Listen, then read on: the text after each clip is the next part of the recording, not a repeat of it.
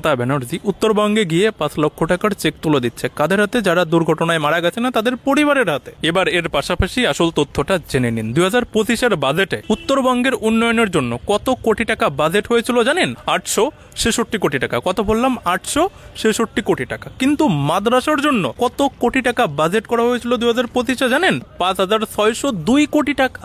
কত? 5602 কোটি। উত্তরবঙ্গের এই ভয়ানক পরিণতির জন্য না শুধুমাত্র ওই প্রাকৃতিক কারণটাই দায়ী নয়, আমাদের বাজেটও অনেকটা দায়ী। তো এবার এই ভিডিওটা শেয়ার করে জনগণকে জানতে সাহায্য করুন। নমস্কার, আমি সাবিরুদ্দিন আহমেদ, পূর্ব বর্ধমান থেকে। আমি এই ভিডিওটা করছি এই অপদার্থ পেড ইউটিউবারের জন্য। হ্যাঁ, যেমন নীতিন গাডকারির E20 পেট্রোলের পোল খুলে দিয়েছিল, সত্যের পথে যেসব সাংবাদিক বা যেসব ইউটিউবার কাজ করছে, নীতিন গাডকারিজি তাদেরকে কি বলেছিল যে আমার বিরুদ্ধে নাকি তারা একটা প্রোপাগান্ডা চালাচ্ছে, মিথ্যা প্রচার চালাচ্ছে। তো নীতিন গাডকারি বা বিজেপি বা RSS এই অপদার্থদের কাজই হচ্ছে মানুষকে কি করে বদনাম করা। এর উদাহরণ আমরা অনেক আগে দেখেছি, কীভাবে রাহুল গান্ধীজি কোড আনকোড বলেছিলেন যে আলু থেকে সোনার ব্যাপারটা মোদি বলেছিল, কিন্তু বিজেপির IT সেল কী করেছিল, সেটাকে মিথ্যা প্রচারের জন্য কেটে ভিডিওটাকে আপলোড করেছিল। এখানে চিন্তা করে দেখুন, সবথেকে বড় ব্যাপার এই যে পেড ইউটিউবারদের কাজ কি।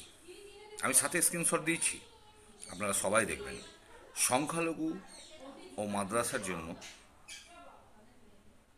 5,000 কত কোটি টাকা বরাদ্দ করা হয়েছিল। তো সংখ্যালঘু সমাজে 6টা সম্প্রদায় আছে।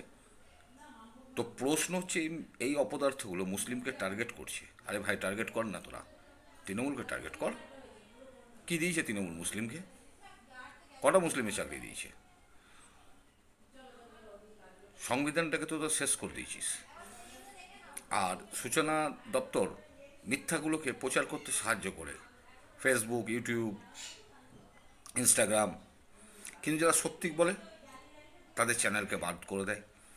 এর আগে আমরা দেখেছি 4PM-কে কীভাবে মিথ্যা মামলায় বাদ করে দেওয়া হয়েছিল।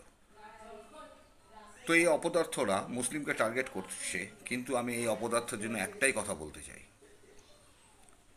মুসলিমরা ভারতবর্ষের ট্যাক্স পে করে, তোর বাবার পয়সা নাই যে মুসলিমদেরকে ভিক্ষা দিচ্ছে।